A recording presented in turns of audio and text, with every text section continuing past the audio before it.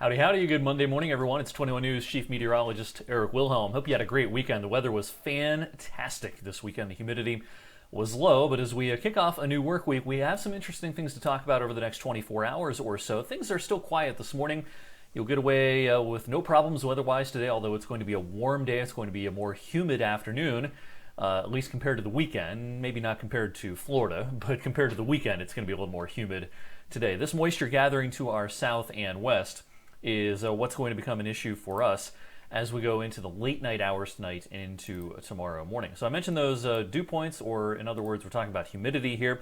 Over the weekend, we had dew points as low as the upper 40s. This morning, dew points are mostly in the middle 50s. This is still relatively comfortable for the middle of summer, but they'll start creeping up, and then we've got definitely a more humid night coming up for us tonight. That is for sure.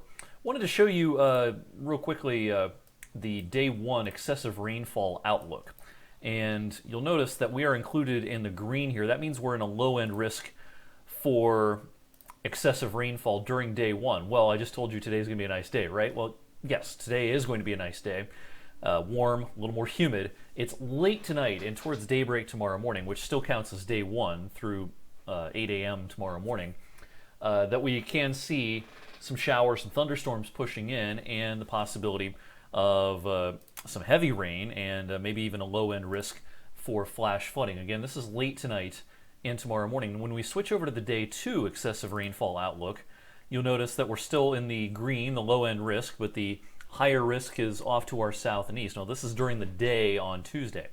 Excessive rainfall, flash flooding could be a concern, particularly from Route 30 on south and east after 8 a.m. on Tuesday and through the daylight hours. In the meantime, the Storm Prediction Center does have central and western Ohio in a low-end risk for severe weather during day one, and again, day one would count as today through tonight. I'm not real concerned about severe weather here in terms of damaging winds or large hail, but tomorrow morning, the excessive rainfall problem could be something we could be focusing on, and I'm going to show you why here. Here's a look at our short-range model. Again, we're dry today, and actually we're dry for this evening through a good chunk of the night, but towards daybreak tomorrow morning, our concern starts increasing for some showers and thunderstorms pushing in, and the atmosphere will be very juicy tomorrow morning, and so any of these could be really efficient rain producers. And again, this is coming at a time of the day that we're not used to having necessarily a lot of hard rain or a low-end severe weather risk. But it's something we have to keep an eye on tomorrow morning. So if you're an early riser Tuesday morning, 6, 7, 8 a.m., maybe as late as 9 a.m., we could be dealing with some bouts of heavy rain across parts of eastern Ohio and western PA. We have two competing things going on here. These are going to be moving pretty fast. It's not like these are going to be just trudging along extremely slowly.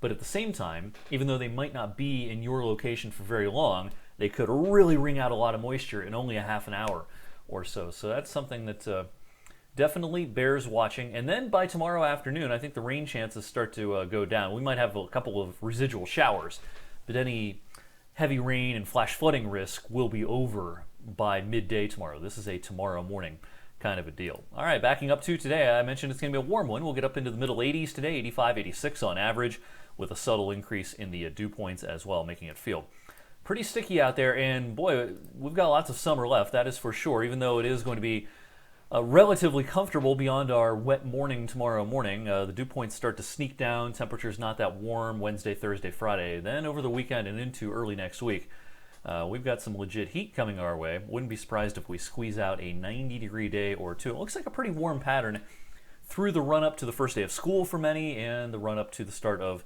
high school football season. And it looks like this warm pattern is likely to largely continue as we head towards Labor Day weekend, the Canfield Fair, and into September as well. All right, I'll have more updates on the Tuesday morning rain and flash flooding risk throughout the course of the day today, and of course this evening on 21 News at 6 and 11, and on the Valley's most in-depth weather forecast, Weather for Weather Geeks. Hope you'll join me then.